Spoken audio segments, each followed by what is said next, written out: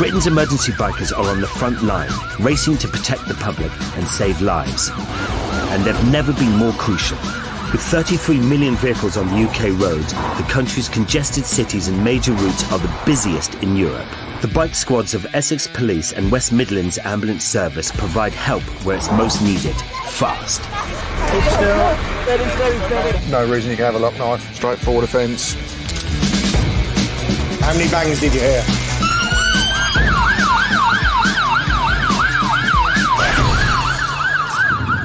On Emergency Bikers, Birmingham's big match leaves one fan blooded.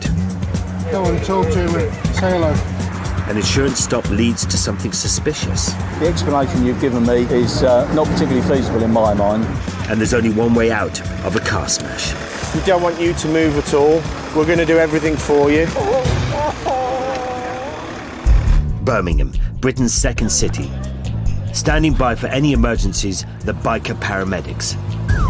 Faster than a traditional ambulance as they race to calls in an 8-mile radius of the city centre. And Barry Rogers, in no doubt he's got the best job going.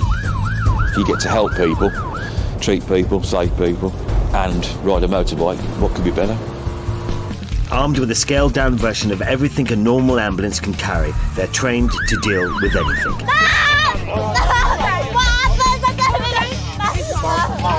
We don't actually know if he's alive yet or not either, sir.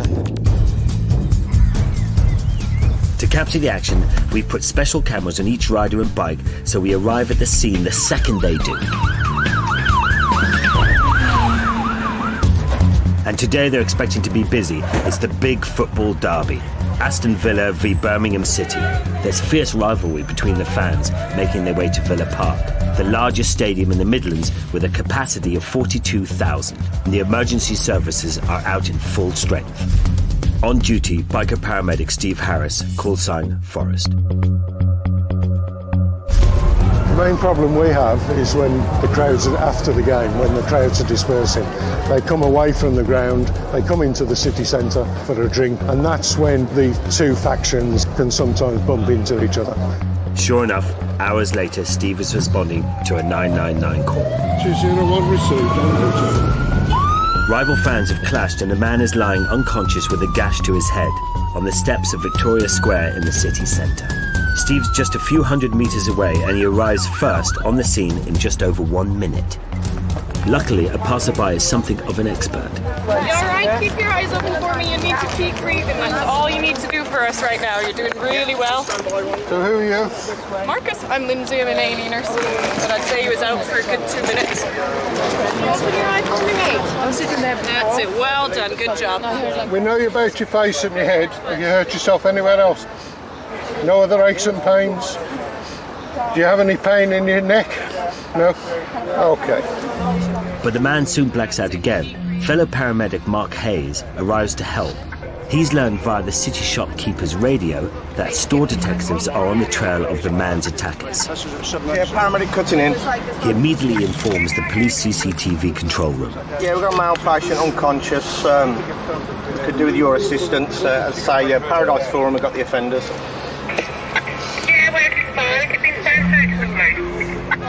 Yeah, our patient's Victoria Square on the steps, at the rear of your camera that's pointing up towards the library. The force of the blows to his head means the man is drifting in and out of consciousness. Yeah, they're just leaving Paradise Forum, going up towards Broad Street. As the police close in on the suspect, Steve is doing everything he can to bring the man round. Hello there. Can you hear me? That's a glass up. Hiya, mate. What's your name? What's your name, mate? Hiya. Come on, talk to me. Say hello. He could be blacking out because his brain is swelling dangerously in his skull, which might be fractured. What's your name, mate? Hiya. Chap. Hiya, I'm Steve. Alright, we're going to get you down to hospital and get all this sorted out. Have you had anything to drink? Have you had a lot to drink? Okay. A few minutes and we'll have you off this floor, okay? The team fit a collar and transfer him to the ambulance on a spinal board. They can't take any risks and must keep him stable. Do you know what day it is? good, mate. A head injury needs constant monitoring. There could be bleeding in the skull. 1, 2, 3. Okay. Fantastic, thank you. Okay, I've got the board. Now he's coming round. The man can just about take in what's happening. Stop. Should we push the board over onto this? What happened? You've been assaulted, mate, we believe. Yeah? But don't worry, we're going to look after you. You need to go to hospital to be checked. Okay? I'm with the ambulance service. We all got some? 1, 2, 3. Cheers.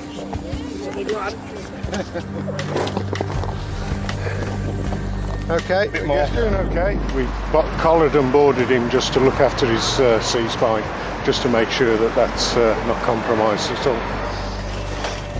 As the man is rushed to hospital, Mark's got some good news about the attackers. Some of the store detectives managed to apprehend the assailants, and they're now all in police custody, which is obviously a result, and shows how beneficial having a retail radio on the motorbike unit. It's now a crime scene. He's obviously got a significant head injury. He's been knocked out. Police will keep this cordoned off until they have the okay from the hospital. Obviously, heaven forbid if the incident were to turn fatal or far more serious than we anticipated. All the scenes preserved, any evidence. There's a baseball cap. We're not sure who the baseball cap belongs to. That could be one of the offenders. So everything will remain in situ until we're sure exactly what's what. After the break, there's only one way out for a teenage driver trapped in her car. Full electrification, roof off job. The police stop a van with some very interesting contents. All three are very well-known burglars from the south of the county.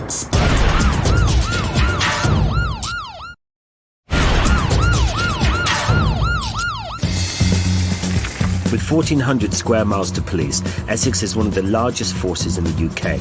Its roads in and out of London and strategic ports provide the perfect fast getaway for criminals. But the biker cops are the perfect weapon.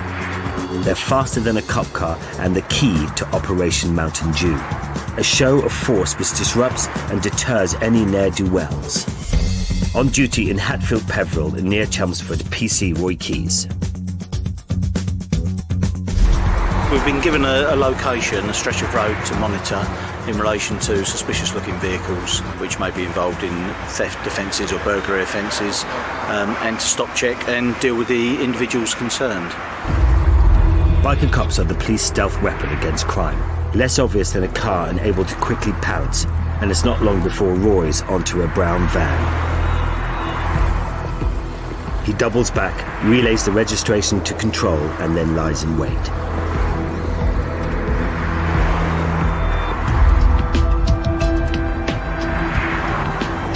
Soon he learns it's uninsured.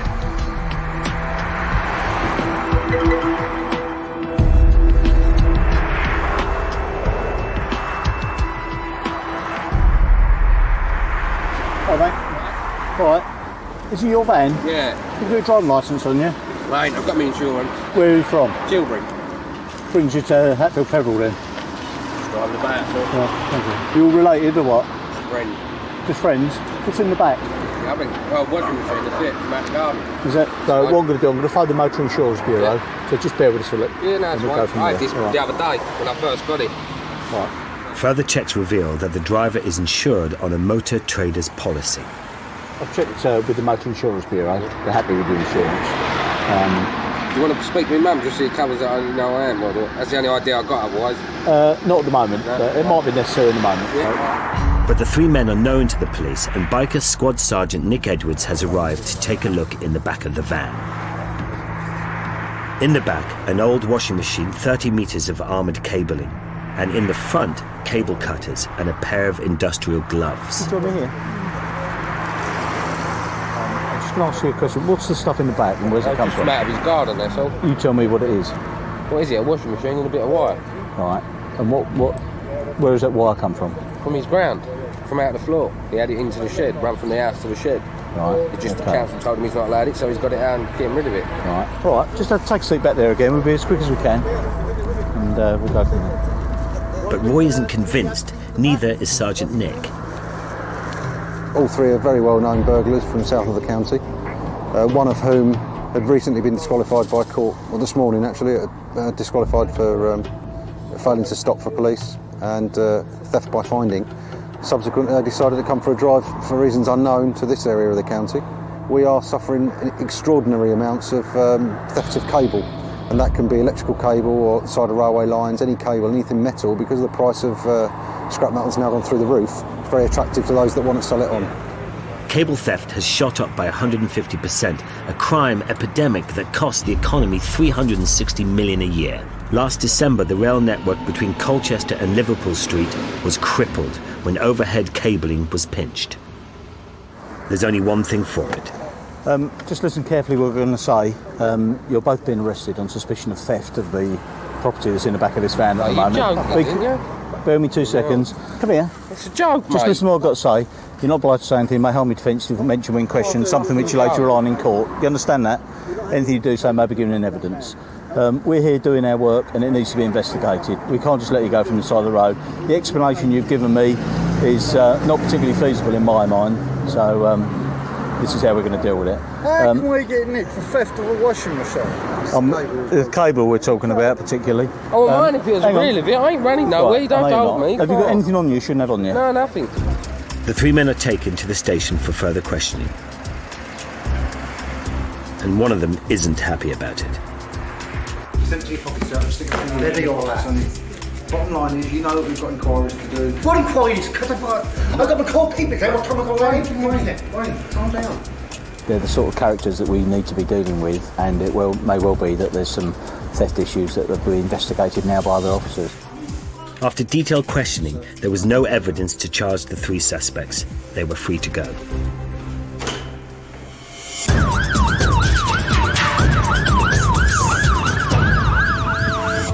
Birmingham, and paramedic Steve Harris is on his way to an accident that is a grim reminder of the dangers emergency bikers face every day.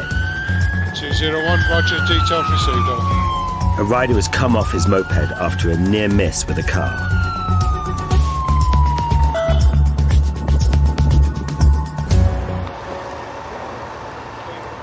Hiya. Hello there. How you doing? Not too bad. Okay. Not too good. So what's the main problem? My foot, my toe at the minute, and I've got a bit of shoulder pain. All right, let me just have a feel of your neck. All right. Where I'm touching, does this hurt at all? Nah. No pain down there? More like middle of my shoulder blades. Okay. Chin on your chest. Drop your chin down. Bring it back. It hurts. Where does it hurt? You know where your shoulder blades connect? Yeah, it's across there. Okay. Yeah.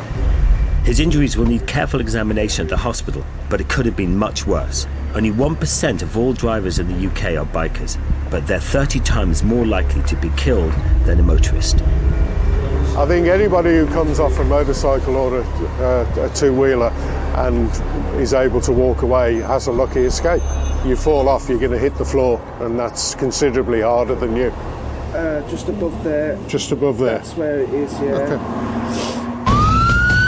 The motorcycle paramedics are all advanced riders, but it doesn't mean they're immune to accidents and injuries.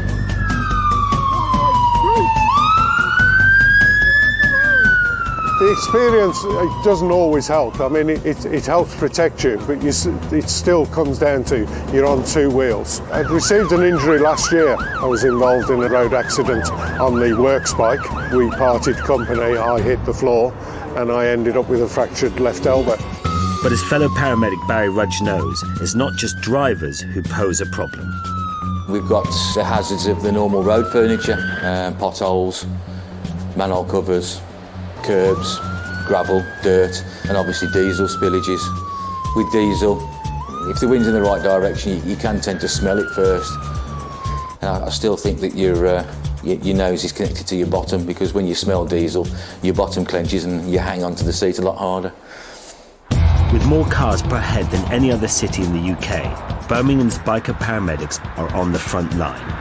Able to go where normal ambulances can't, they save crucial, sometimes life-saving minutes. And a call's just come in to say that two cars have collided on the edge of the city centre. On duty, Mark Hayes.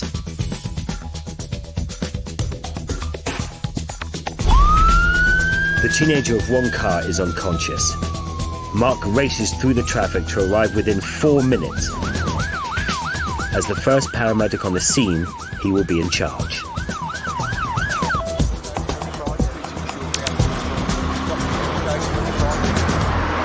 Keep nice and still. Okay. From when Okay. I've got here to just now, she's been fitting. Okay. Would one of you be so kind as to sit in the back and I'll secure her head for me, please? We need this road. The girl's now conscious, but the police think she may have had an epileptic fit. What day is it today? Can you tell me? Can you tell me what day it is? Can you talk to me? Can you tell me how you're feeling? Have you got any pain at all? Have you got any pain in your neck at all? Can you tell me? The girl is so traumatized she can't speak, so there's no way Mark can assess the extent of her injuries. Any ideas of speed? If she's damaged her neck or spine, Mark can't risk moving the girl through the car door. It could cause paralysis. There's only one solution. He calls the fire brigade.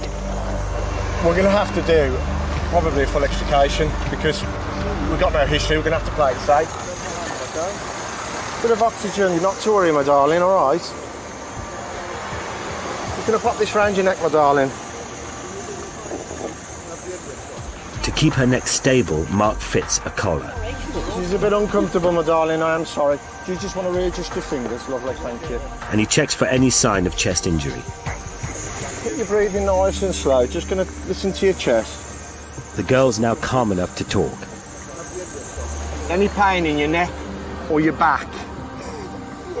Yeah, okay, nice and still, my darling. Any pins and needles anywhere? You got pins and needles in your leg. Which one? Which one am I touching now? Which leg am I touching at the moment? Neck and back pain means the girl can only be safely moved with a spinal board. There's only one way to get her out. I'll just let these know what we're going to do.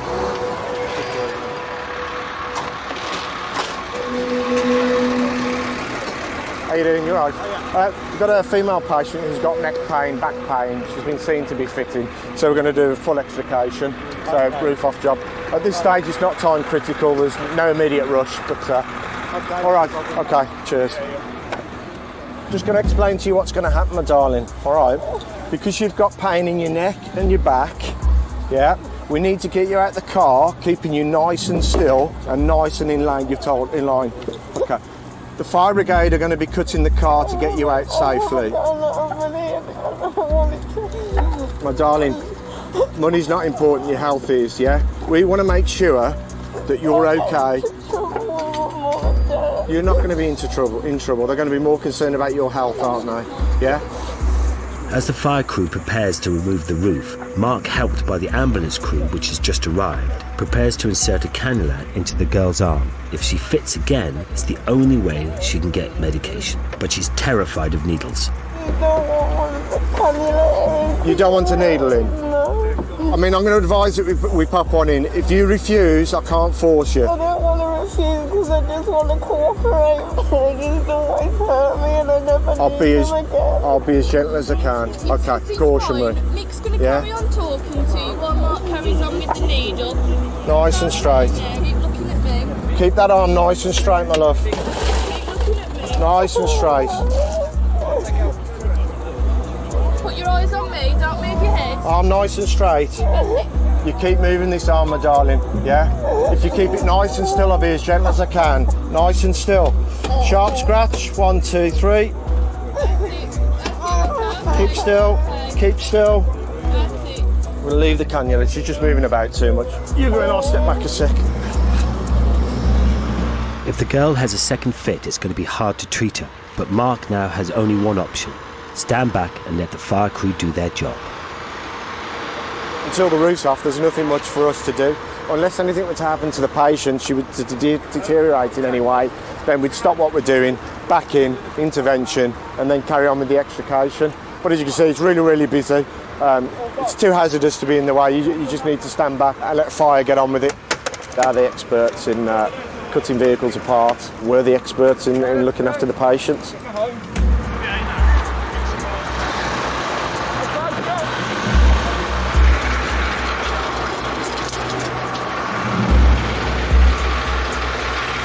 How are we doing?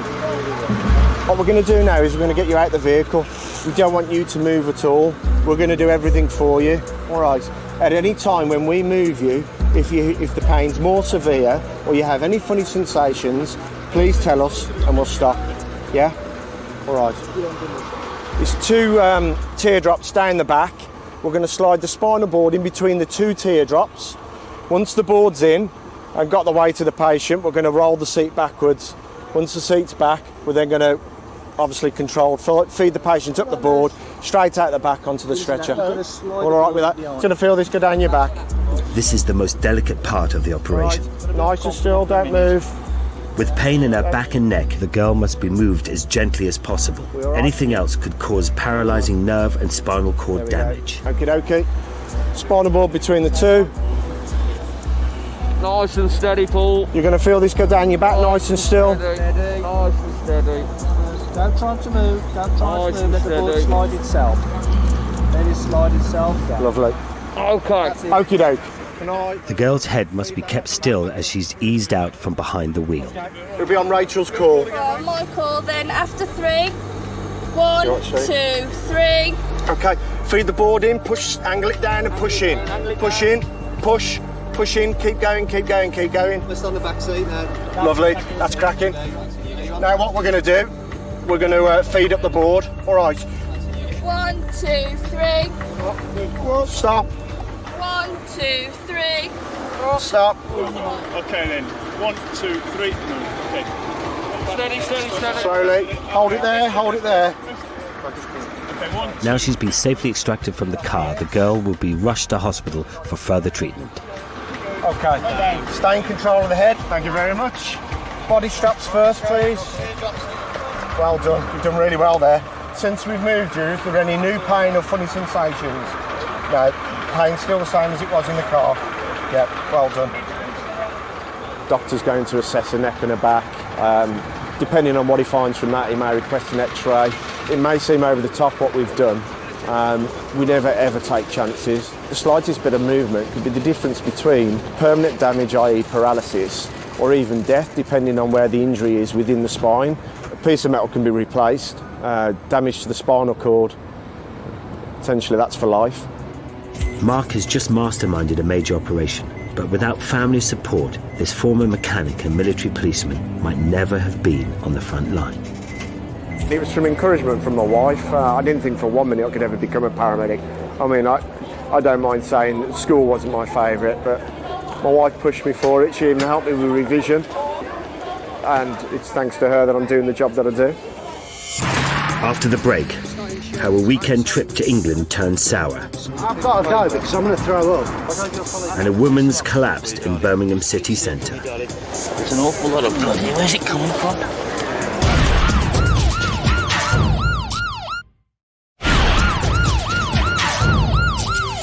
Essex, the Dartford River crossing, part of the M25 and teeming with 150,000 vehicles a day. On duty, PC Steve Stomp Allen. He's on the lookout for insurance dodgers which cost law-abiding motorists $500 million a year. With their acceleration and top speed of 135, the biker cops can catch and intercept vehicles fast. Stomp is soon given a target and is off in full throttle pursuit. He's been tipped off that a car has no tax or insurance. Within 12 seconds, he has caught the car and is directing it to follow him to the services.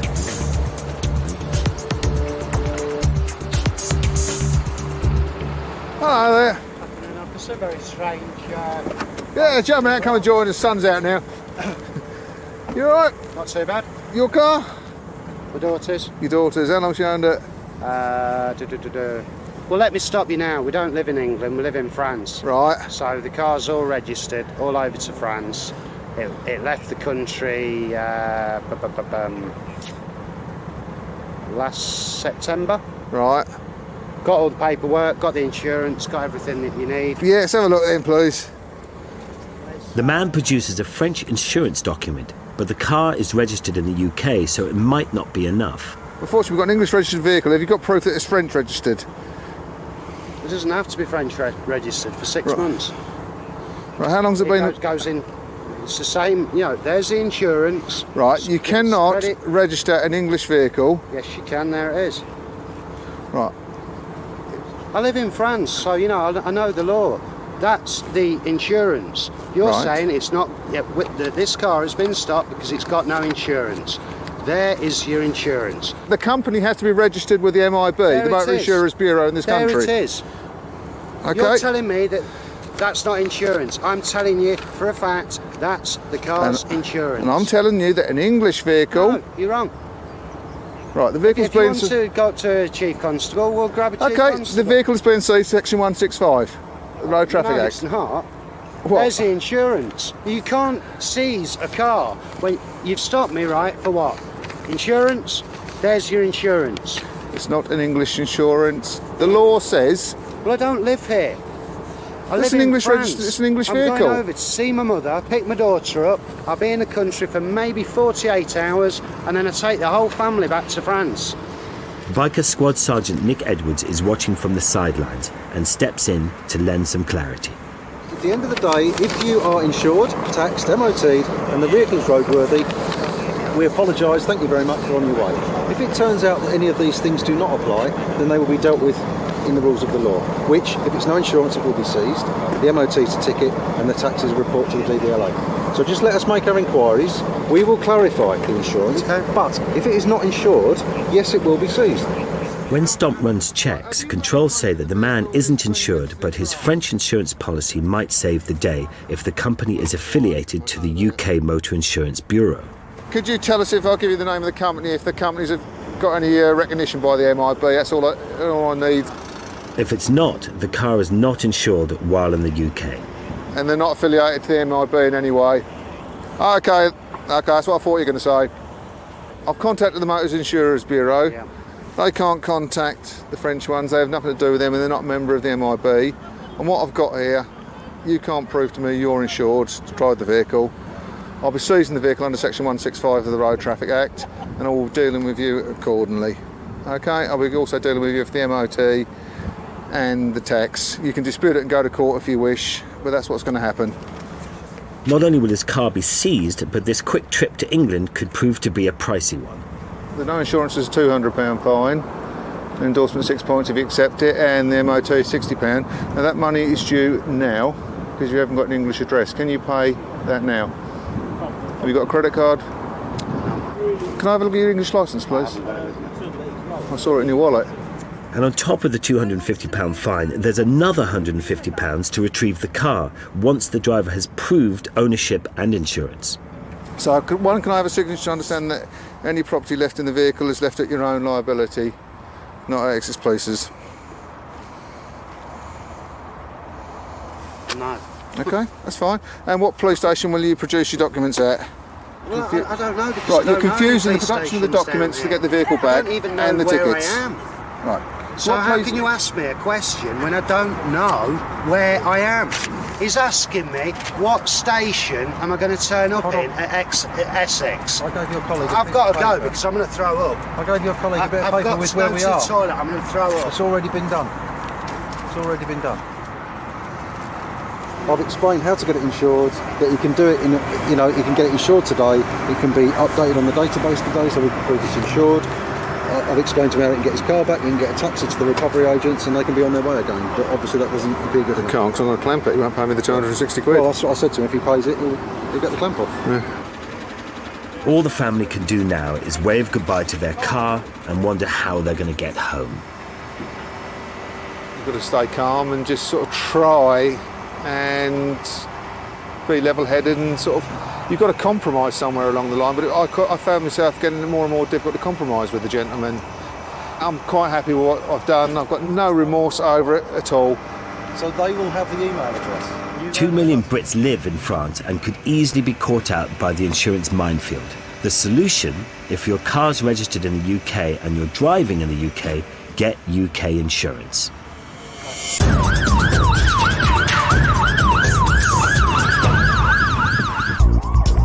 Birmingham city centre is one of the busiest in the UK, with more than 36 million visitors every year. On call, Barry Rudge, call sign Flipper. He's been grabbed by a member of the public to help a woman who's collapsed. Blood is pouring from her head. Just yards away, this is a walking case for Barry. Your name's Henrietta? Yeah, do you know her, dear? No. Thanks for your help, sir. Oh, it's a pleasure. Pleasure, man. Henrietta, just some oxygen for you, darling. There's an awful lot of blood here. Where's it coming from? Look underneath. You've got clots on the side. Yeah, there's a small... I know where that's run down from there. Is that from where? Is this from? Henrietta, just lie still, darling. Just lie still. Just lie still. Henrietta is coming round. A stroke, epilepsy, or just a trip could have caused the fall. Barry has to work out what it is. Okay, my darling, nice and still, nice and still. Henrietta, just keep still for me, darling. Just lie still. Just lie still. You've had a bit of a turn. No, keep still. Keep still. Keep still. Henrietta, just keep still. Just keep still. It's the ambulance service here, darling. All right. No. You okay? Yeah. You're going to be fine. Just lie still, just for a few minutes for us, and we'll sort you out. Okay. Okay. Yes, that girl. That's a girl. Pupils are equal and reactive. With both pupils reacting well, it's not a stroke. Henrietta, this is just going to do your blood pressure on your wrist. All right. Pardon? I don't understand what you're talking about. We're with the ambulance service. Okay. Okay? Yeah. Do you suffer with epilepsy? No. Right. Well, you've had some kind of a turn. Okay. You're in New Street in Birmingham. Okay. I want you just to lie still on the floor for me. Yeah. Until we get the bigger ambulance here. Then we'll get you on board and we'll sort you out. As the ambulance arrives 7 minutes later, Barry checks for any neck injuries, crucial after a bang to the head. Listen to me, don't move your head a minute. I'm just going to have a feel of your neck. I want you to tell me if it hurts, okay? It's a physical thing, so I'm just going to feel down here. Fine. Is that okay? Yeah. No pain at all? No. None at all? None on this side? No. And none there? Okay, we'll go a little bit further down. Nothing down here? No, that's fine. It's absolutely fine. You sure? Okay. With this hand, give my fingers a squeeze. Good girl. With this hand, give my fingers a squeeze. Smashing. Does that feel absolutely normal to you, feeling-wise? Mm-hmm. There we go. Steady as we go. Backwards, sit down. Right behind you, okay? It appears after the lady actually came round that she's actually tripped. The reason why people sometimes fit after a head injury, because of the brain shaking as of concussion, it's like turning a computer off at the plug without shutting it down properly. The brain suddenly gets shut out and then has to reboot itself up, so all the muscles start to twitch and it's nothing's in order at that point in time. And then as the brain reassembles itself, as in electrically, everything comes back into coordination. She will need to be closely monitored in hospital. A head injury can cause major internal problems which aren't always immediately obvious. Yeah, I don't know about falling over or what. Well, no problem, my darling. Well, worst case scenario, you've got compression, concussion, she could end up with a brain bleed. I mean, it could develop into that, but at the moment it looks quite good. Pupils equal and reactive. She's almost back to normal in there now, so her blood pressure's fine. It's just a case of just looking after her now.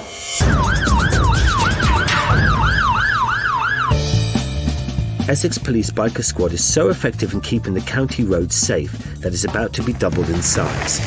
But the 9 new recruits have to pass a rigorous training course, among them PC Lucy Watson. This 47-year-old mum of 2 has loved motorbikes for as long as she can remember. I started riding in the woods when I was 12, had a moped when I was 16, had a 125 when I was 17, and I never owned a car for years. I take it there is no kickstart? No, afraid not. One of my childhood ambitions was to be a traffic motorcyclist. The opportunity came up at the end of last year, I went for it, and here we are. Lucy is gunning to be the first woman on the squad and will be trained by Sergeant Ian Mashada. The manufacturers of motorcycles and motorcycle clothing are encouraging women to ride bikes, and I think it's only right that the police service should reflect that, and we should encourage our women to ride motorcycles. I don't actually see any different in the sexes in what we do. If you can ride the bikes and you can do the job, it really makes no difference to me. But there's no guarantee she'll pass the intensive 3-week course which combines theory with mastering advanced riding. But first, she's got to get to know the machine, a BMW R1200 RT, top speed 125, acceleration 0 to 60 in under 4 seconds, and weighing 1/4 of a ton. Straight line. Now a test of pinpoint precision. You see the cones set out evenly, and it's just a slalom. Go through the cones, stop momentarily, try not to put your feet down, then ride up to this cone on the right hand side, stop here, foot down, then I want you to turn the bike round and go back up the other way. But you know, if you're going to feel like you're going to drop the bike, by all means put your feet down, you know, rather that than you drop the bike. This is going to demand absolute control.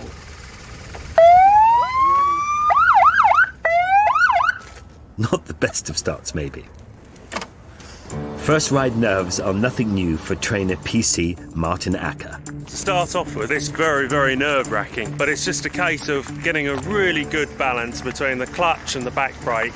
And as you can see, Lucy's going through it really nice and steady. And that, I would say, is very good control. She's got to learn to control 260 kilos worth of bike. Riding near pedestrians and in crowds, there is no room for error.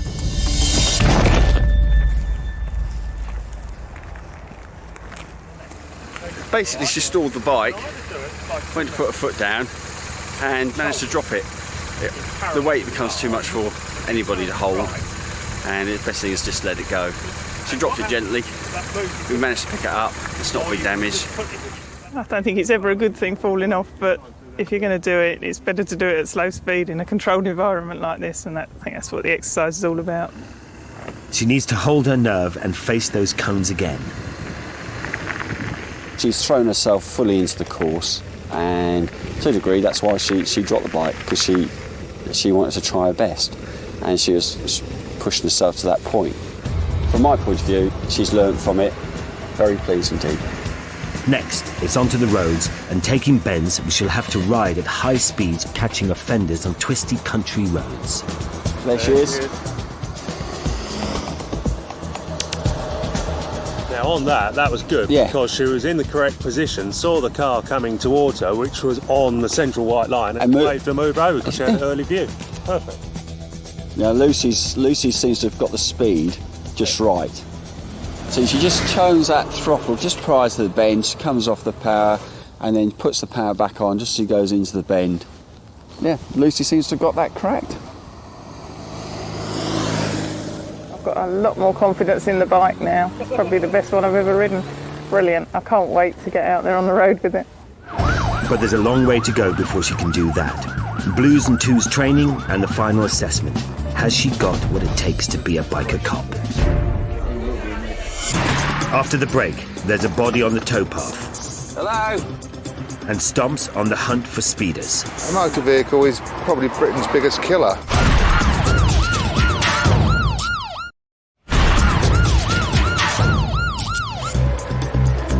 Birmingham, and Barry's been called to a body that's been spotted on the towpath. Roger, understood. En route now. He races 3 miles across town, arriving in just over 1 minute, half the time a vehicle could get there. But there's no body. No, not there. And finding it could be a bit tricky. Along the 100 miles of Birmingham canals, more than in Venice. So Barry shortcuts via the pavement to the next canal bridge.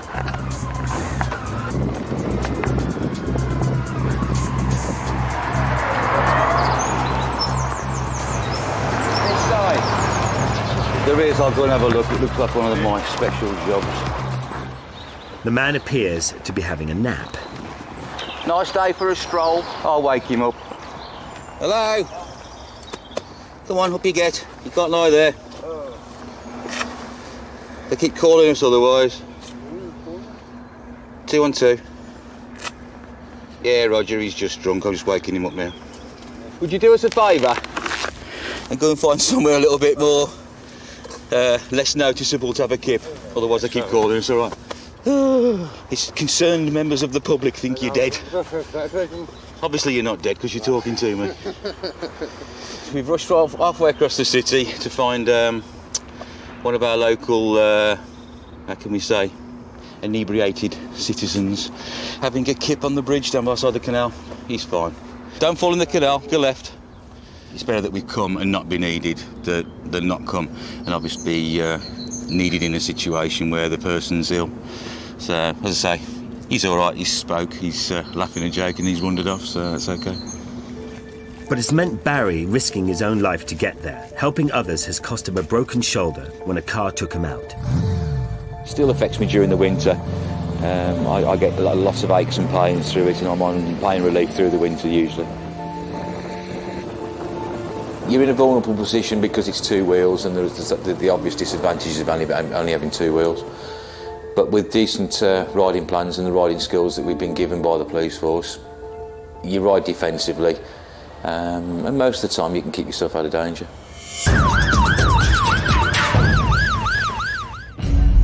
Harlow, Essex, Potter Street, a notorious rat run dodging one of the main routes into London. It's become an accident hotspot, and a 20-mile-an-hour speed limit has been introduced. Ensuring it's upheld, PC Steve Stomp Allen. People seem to think they're in a rush. There is no need to be in a rush. My father, when I was a kid, always taught me, be late and get there safe. A few months ago, a pedestrian was killed, and more have been injured. A lot of old people live here, and if they step out in the road, they've got no chance. They should all slow down, because at the end of the day, a couple of minutes won't matter. 90% of motorists are in favour of low speed limits, but not so good at sticking to them. The reason you've been stopped is road subject to a 20-mile-an-hour speed restriction. 20? 20-mile-an-hour speed restriction. Been using a laser handheld speed detection device, shows you're doing 31. Okay, at the time you're 191 metres away from us. Okay. What I'm going to do is issue you a fixed penalty ticket. Accidents cost the UK £335 million a year, enough to build and equip a new hospital. It's not acceptable. A motor vehicle is probably Britain's biggest killer. Only takes not even a few seconds for a child to slip from mum's grasp and step in the road. But if he's hit by a car doing 40 mile an hour, the figures prove his likelihood is going to die, and that's what we're here to stop. Right, 20 mile an hour speeding limit down Potter Street. Is it? Yes, 20 mile an hour zone, and unfortunately it's enforceable. I genuinely didn't know that. Stumps had to deal with the aftermath of speeding all too often. There was a motorcyclist on the bypass at Wickford's travelling far in excess of 100 mile an hour in such that a bend where you normally just hardly have to lean a motorcycle over, he was going around the bend with his knee down, lost control onto the opposite carriageway and collided head-on with a Vauxhall Astra. It's not just one person who's affected, it's his family, it was the other family in the other vehicle, all the people around them, and that was just due to the motorcyclist just travelling too fast. I really genuinely thought it was 30, that's why I was going 30. Rightio. Plonker, I'm really sorry. Okay then, cheerio. I've got children myself and I don't feel sorry for anyone. I actually report. You drive a vehicle, you've got to comply with the regulations. I do as best as I can, I know my colleagues do. Who am I to feel sorry for anyone, really? And in the Potter Street crackdown, 600 vehicles were stopped.